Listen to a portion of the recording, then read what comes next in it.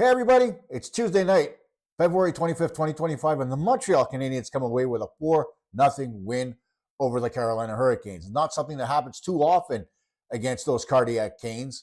We'll even tell you when the last time a shutout happened as we drop the puck on another edition of Montreal Hockey Talk.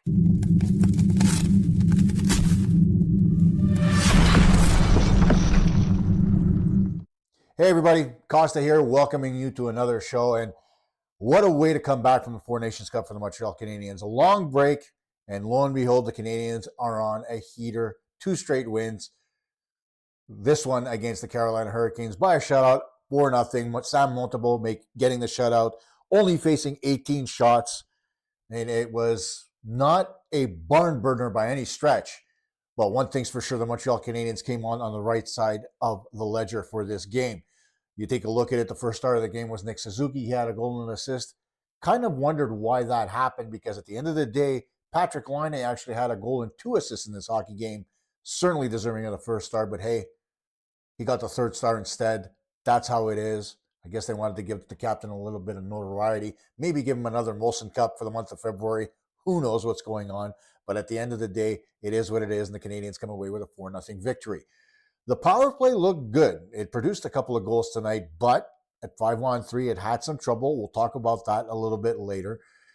During the intermission, too, there was a little bit of a press-type atmosphere in regards to the Quebec Maritime Junior Hockey League.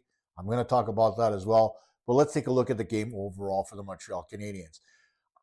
The Hurricanes didn't really bring that much to the table tonight. They weren't really dangerous overall. And, whether you're taking a look at Rantanen, who, it looks like he doesn't even want to play in Carolina the way he's skating up and down the ice. Jordan Staal is at the tail end of his career, not quite the player that he used to be. Still effective, though. I'm not going to even talk about Yasiri Kotkaniemi because, he's been a bust the entire time he's been in Carolina. Sebastian Aho, who normally is a noted Habs killer, was relatively quiet tonight.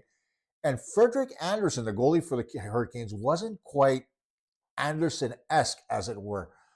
Maybe the 2-week break did a little bit more harm than good to the elder goaltender there in Carolina, because normally Andersen does have a very good game, but there were flaws in his game tonight. He got beat by a couple of deflections. That goes without saying. But the Suzuki goal was a little bit of a sign of, him not being mentally prepared, because Suzuki had all day to step into a shot. And Andersen was square, but his biggest problem was that he had his glove hand down. Normally, he carries it a little bit higher up. The puck probably would have gone into his glove, but because it was down, Suzuki had all kinds of room to the top corner, and he took advantage of it. And then, you take a look at the final goal, Lane Hudson, and a seeing eye shot through a crowd, and Slavkovsky giving a great screen on that shot for Laine to score that goal. So, there's a lot to be said about what happened tonight. And, you take a look at the different players that played. Slavkovsky getting a goal tonight, still on a heater, playing exceptionally well. One of the things that I liked tonight was Owen Beck playing at center between Newhook and Laine. He looked really good out there. He didn't look out of place. He had plenty of chances.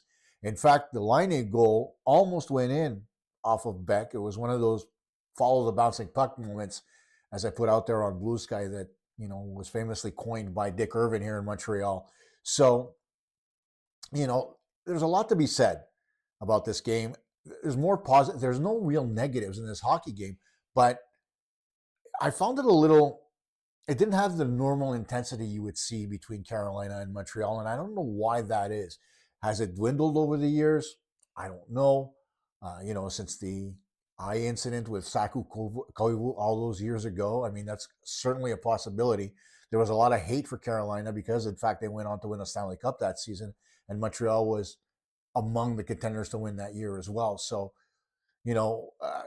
there's never been any love lost between these two hockey teams, especially after what happened with the whole Kotkaniemi deal and the offer sheet that was given to Sebastian Aho.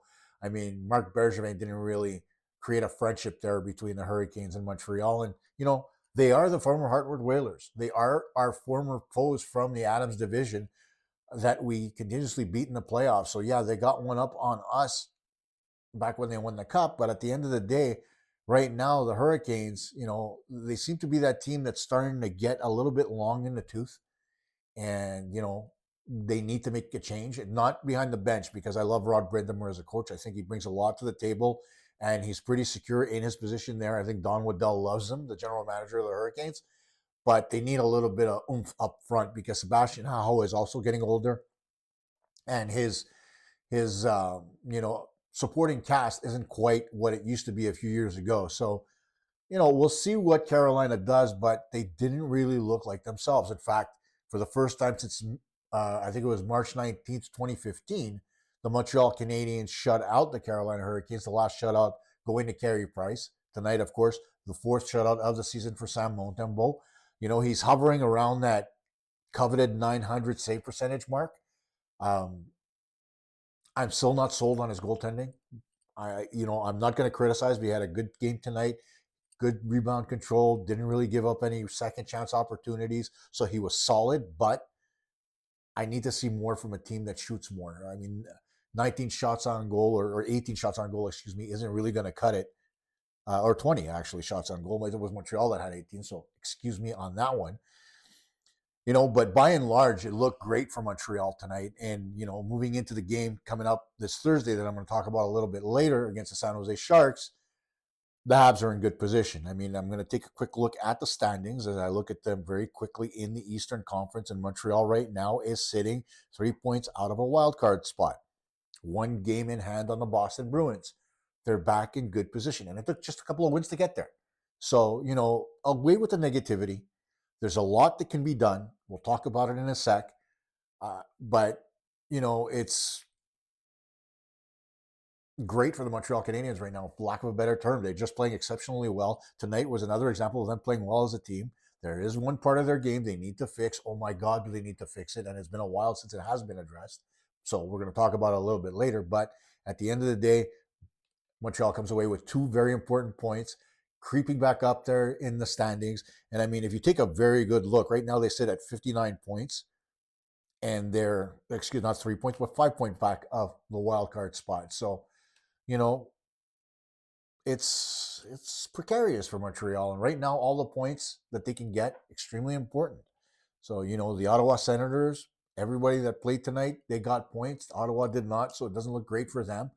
And that's a plus for the Montreal Canadiens, having beaten Ottawa the other night. So let's move on. The Montreal Canadiens, and I got this via email from the Habs yesterday, in fact.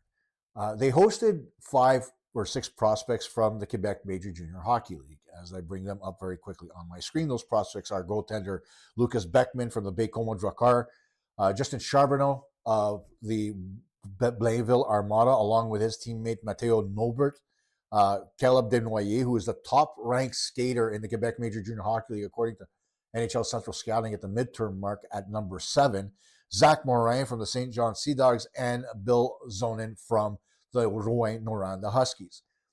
One thing all those players have in common, other than Beckman, is that they're all forwards. And, you take a look up and down the list, okay? And I'll give it to you very quickly. Desnoyers is number 7, top-ranked forward or skater from the Quebec Major Junior Hockey League. Next up, you've got Charbonneau at number 13 from Blainville. Then you have Zonin at number 29. And then there's a drop-off. Morin at number 47 and Norbert at number 53. And it begs the question, what happened to the Quebec Major Junior Hockey League? Because nothing here excites me. If I'm a Canadiens fan, and I'm not the type of guy who's going to say the Canadiens shouldn't draft from their backyard. They absolutely should if they can, and if it's worth it. Not just a token player to shut everybody up, because that doesn't serve anybody any purpose. Not the player that was drafted, not the organization, and not the media. Right? Last year, we saw it at the draft that there wasn't a single player from the Quebec Major Junior Hockey League drafted in the first round. And then this year, look at the crop, and it's relatively weak. There are only 3 guys that could possibly fall within the top 10. And I haven't even looked at the European skaters. So, you look at this, and you've got 3 guys inside the top 32. That is your line in the sand when it comes to the first round. But in effect, if you look at the European skaters and the North American skaters, there are 64 players that could quite possibly go in that first round. Are they going to be from the Quebec Major Junior Hockey League? I really don't think so. Take the time to watch one of the games. You'll see what I mean, because there's a big problem here in Quebec when it comes to major junior hockey, right? The QMJHL, the Quebec Maritime Junior Hockey League, in case I screwed that up along the way, it's not the league that it was when players like Sidney Crosby came through, or Mario Lemieux, or anybody of that ilk or of that time. Mike Bossy came through the Quebec Major Junior Hockey League at the time. That's what it was called. There were a lot of good players, whether you look at Marty Brodeur coming from Saint-Hyacinthe playing for the Laser, or whether it was Patrick Waugh from the Granby Bisons. There were a lot of good quality Quebec-born players that came out of that league. Simon Gagné, and the list goes on and on. Okay, so I'm not going to name everybody, but at the end of the day, you look at the quality of the hockey that comes out of the Quebec Major Junior Hockey League, and you can tell there's a big problem. What's the problem? Well, let's start with the fact that their top-ranked defenseman is a kid by the name of Carlos Handel, who's ranked number 66 among North American skaters, and he's ranked one place higher than a kid by the name of Cooper Simpson, who plays high school hockey in Minnesota. That's what I'm going to get at here, right? And again, Simpson is a forward, so it really doesn't compare, but your first best defenseman from the Quebec Maritime Junior Hockey League is ranked number 66th in North America. Technically, that's outside of the first two rounds. What does that tell you? What it tells me, without even watching a game, is that the quality of defensive play in that league is crap. That's all it tells me. And if I take a look up and down, and I think it's a total of 10 players from the Quebec Major Junior Hockey League inside the top 64 players in the North American skaters list. I think that was the number I counted. I mean, it doesn't say much. There are hundreds of players playing in the Quebec Maritime Junior Hockey League. And if I keep saying major junior, I apologize. I grew up with that, and they just changed it recently. So I'll try to call it the QMJHL just so that I don't get it mixed up. But at the end of the day, the problem with the Quebec Maritime Junior Hockey League is the fact that it's offensively oriented, so much so that it takes away from the value of the players that are actually playing in that league. And, it's no slight on the players that I named earlier in Desnoyers, Morin, Nobert, Zonin, and Charbonneau, or even Beckman for that matter. They're the only goaltender amongst those players. It's not on them because they're doing their best with what they're given, right? If you're given a team that's offensively challenged, they're not going to score very many goals. You're not going to see any numbers, right? Or the numbers are going to be lower than you expect.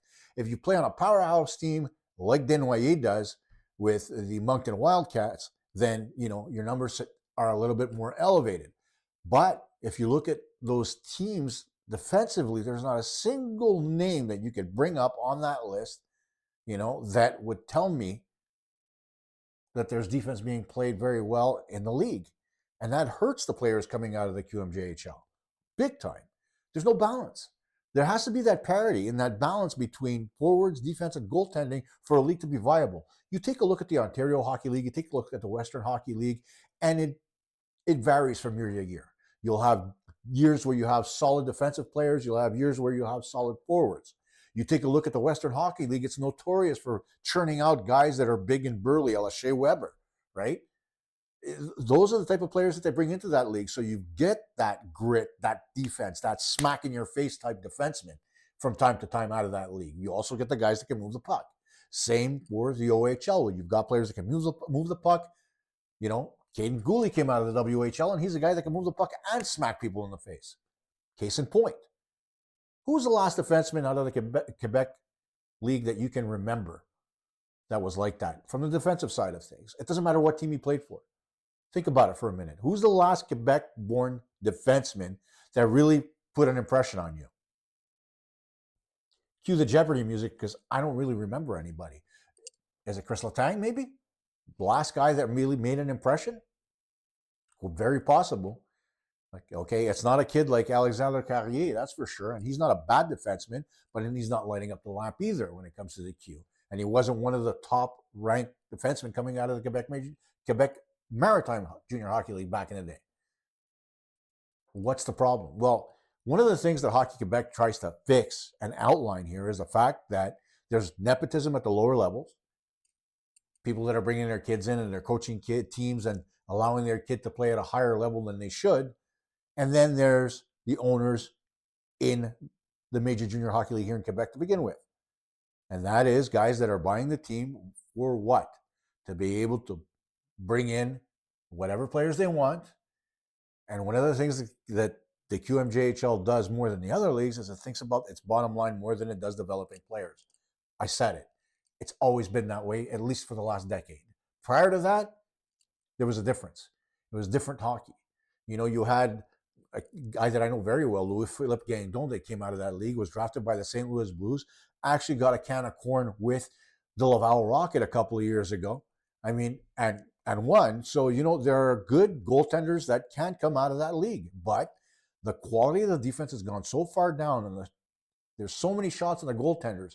And the quality of the goaltending coaching, you know, it's a very cookie cutter. It's not like it was back in the day.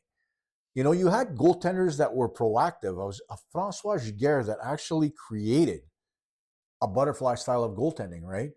Guys that adapt to it. Other guys like Marc Champagne, that was the goalie coach for Yaroslav Halak for years, who was able to adapt Yaro's game to play more of a hybrid style than just a straight butterfly goaltender, despite the fact that Yaro wasn't the tallest guy, but he was still very effective as a goaltender. Had a very good career in the National Hockey League. I mean, it is what it is, right? Those goalie coaches are gone. There's too many goalie coaches now that are relying solely on stats to be able to coach their players. And that's the thing I have against a guy like Eric Raymond from Montreal, because you look at Brind'amour and you look at his ability to stop a puck naturally, it's just not there. But when you look back, you know, at other guys that Eric Raymond has coached, like Georgiev, who's going to be here with the San Jose Sharks on Thursday, he's not quite the goaltender he was when he was with the New York Rangers, is he? What does that tell you? I'll let you be the judge.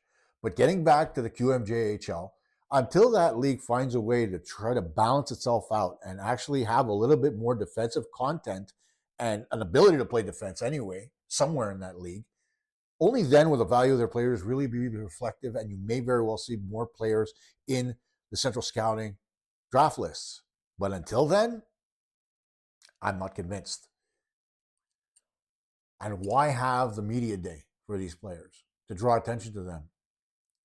I don't foresee Montreal drafting any one of these players, not a single one. So if that's the case, why bring them out? To showcase them to the world, to show that you're supporting Quebec-born players? Well, the only way you're going to prove anybody that that's the case is if you draft one of them.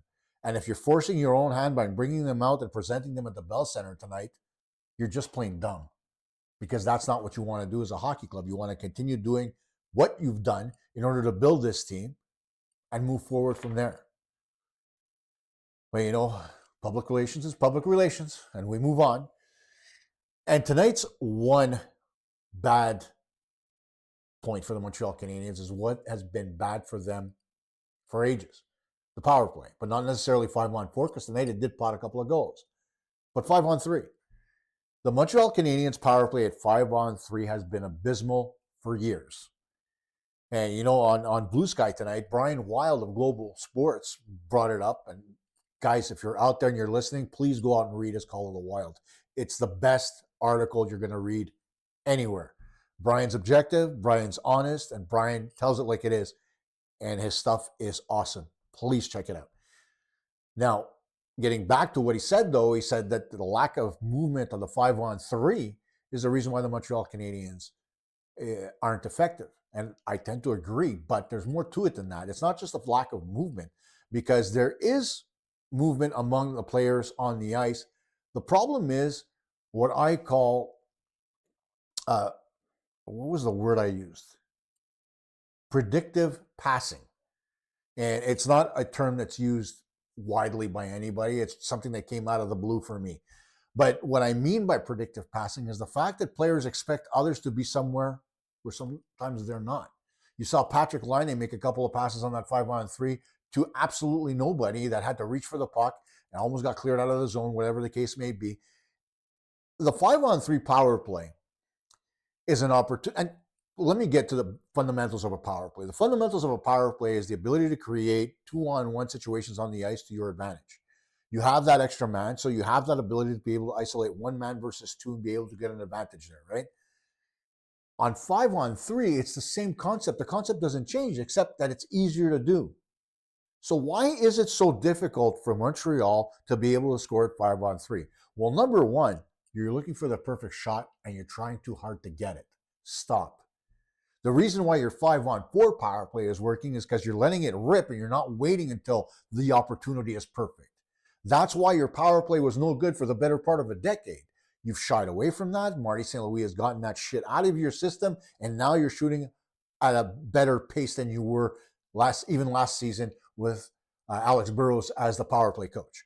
So that's a positive. But at 5-on-3, it just seems that you're looking way too much to thread the needle and get a really clear shot on goal.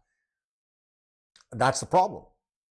That's a problem. The second problem is that you're trying to look too fancy at 5-on-3. Don't.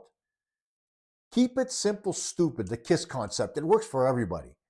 If your 5-on-4 works, then keep the same concept there for your 5-on-3. You don't have to change it. You have more space on the ice. Instead of having one guy wide open, you can have two wide open. Oh my God, imagine that. Okay? You can still, the problem with the Canadiens at 5-on-3 is that they don't use the bumper. They don't have it. What they end up doing is the opposing team defends with an inverted triangle, which has two guys up near the blue line, one at the net front, and what happens? Okay? They keep the puck on the perimeter, and you never see anybody in the slot. You're not forcing the other team to collapse that inverted triangle and open up space for you. Instead, you've got guys on the outside all the time. Why? If you're doing it at 5-on-4, it works. It won't work with less guys on the ice. I don't understand that concept.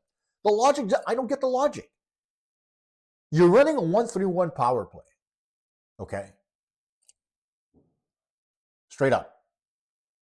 If you have one guy at the point and they're putting two guys up high and having an inverted triangle, then you leaving one guy at the point is good because it opens up stuff on the half wall. But if you're not doing that and you're having two guys up at the point, then you're justifying why these guys are there.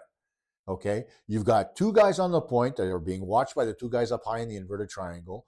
The half wall is taken up because what happens is you move the puck from up high over to the half wall, and that one of the two guys that's up top will rotate over. The triangle will rotate back and forth, and the fulcrum point will be where you pass the puck.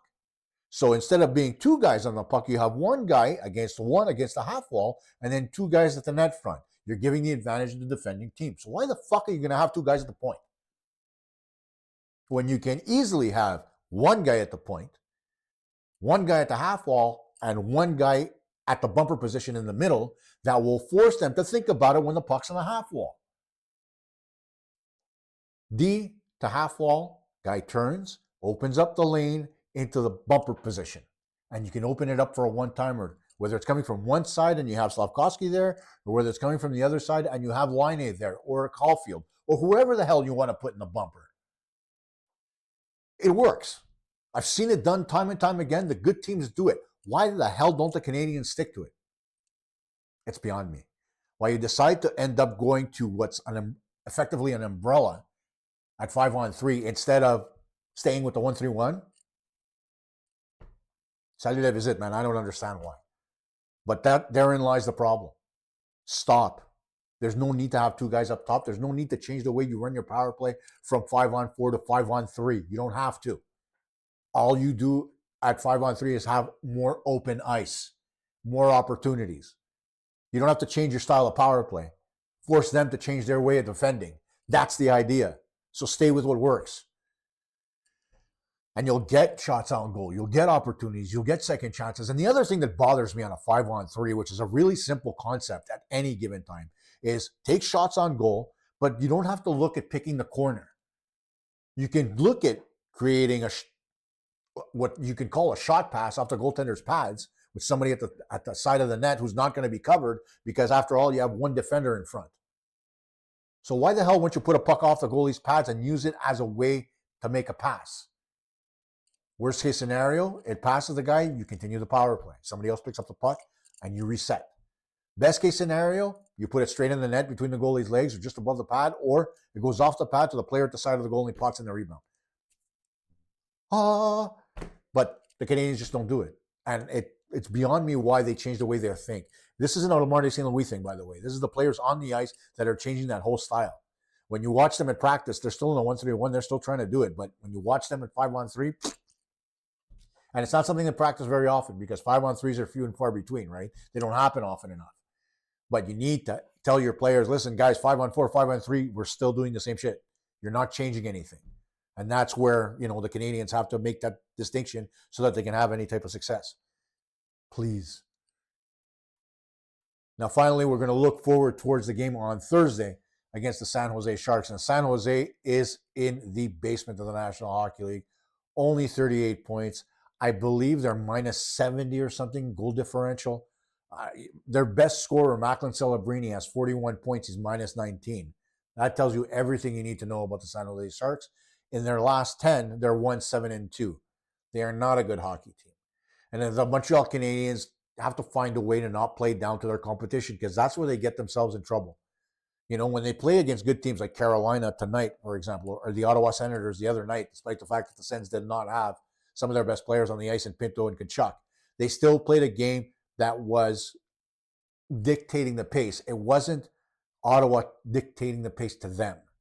Same tonight for the Hurricanes. The Hurricanes tried to put their game into place. The Canadiens took the lead in the first. In the second period, you saw a little bit of a push from the Hurricanes, especially towards the tail end. And then in the third, again, you saw the Hurricanes try to push, but the Canadiens continued playing their game. They never changed anything. And because they dictated the pace, they ended up getting a fourth goal, again on the power play, and getting the win. Carolina had no answer for them. Well, what changes between now and Thursday? The fact that the Sharks don't score as much as Carolina does, the fact that they don't score as much as the Ottawa Senators do. Sure, they've got players like Celebrini. Sure, they've got some talent on that team. They've got a guy like Tyler Toffoli that can put goals in the net. But Tyler Toffoli is not the Tyler Toffoli that he was with the Montreal Canadiens or even with the Calgary Flames. He's a little bit slower in the foot. He's still effective, but he's not as quick as he used to be. Take advantage of it. Celebrini is really the only threat that the Sharks have right now. They're probably going to end up with another very high draft pick. That goes without saying. I mean, they're not even close to getting out of the cellar right now, as far as points-wise anyway. I think the closest to them is Chicago, 3 points. They've got 41 points or something like that. So, it's one of those situations where San Jose is ripe for the picking, and the Montreal Canadiens are going into a game that can be construed as a trap game, where they get caught playing down to their competition. Don't. Keep the level where it is. Continue doing what you're doing. Get pucks in deep. Get into the zone with speed and possession. Set up. Score goals. Take advantage of power plays. The list goes on and on. Tonight they got plenty of power plays. Why? Because they forced the Canes into penalties. And hopefully, in saying that, Josh Anderson's okay because, man, oh man, did he go into the boards hard. And it looked like he couldn't. Either he lost his breath or he cracked a rib or smacked his face on the boards. I don't know what it was. But hopefully he's okay because that guy's been a true warrior so far this season. Hasn't missed. I don't think he's missed a game. If he has, he's missed one. But he's been battered and bruised, and he deserves all the credit in the world for the way he's played. I want to see him back in the lineup on Thursday. Hopefully he's okay. But we saw a better game from Emil Heineman tonight too, and that bodes well. And Owen Beck, like I said, was fantastic. So you continue on this thread. Kirby Dach is out. Owen Beck is in for him. And you continue playing hockey the way the Canadiens play hockey. Dictate the pace. Dictate the speed. Dictate the style of play. And you'll have success. It's as simple as that. And then once you get past the Sharks, I forget who's on Saturday. I always lose the schedule somehow. I don't know how that happens. Hang on. As I look, who are we playing Saturday? Hello? We don't play on... Oh, yeah, we do play on Saturday. Hang on. It's another month. I hate the schedule. We play the Sabres on Saturday. So, very strong possibility of 4 more points. And the trade deadline's coming up. And you've got the Sabres back-to-back Saturday and Monday. And then you got the Oilers we're in Edmonton on the 6th and Calgary on the 8th. So, take advantage of these points.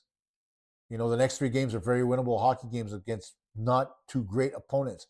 So take advantage of the fact the points are available and go in there guns blazing. The only way the Canadiens are going to be able to make the playoffs and get that wild card spot is by winning games against teams they should be winning against. San Jose and Buffalo are teams just like that. You've gotten 4 points so far. Well, there are a few more points available for you if you continue playing the way you are. Now, folks, as always, as I wait for this thing to work properly, please like the show. Please hit the notification bell and subscribe. We want to get the numbers up. Not for any other reason, but I want to be popular. I'm kidding. Please get your friends to subscribe. I do my best. If there's something, again, that you want me to talk about, put it in the comment section. I always answer as much as I can when it comes to the comments. And if you do want to send something specific as far as a question about the game of hockey, you can email me, coachk@montrealhockeytalk.com. Okay? It's as simple as that. And I'll be happy to answer your question. And maybe, just maybe, I'll do a show on it. Good night, everybody. We'll see you on Thursday night.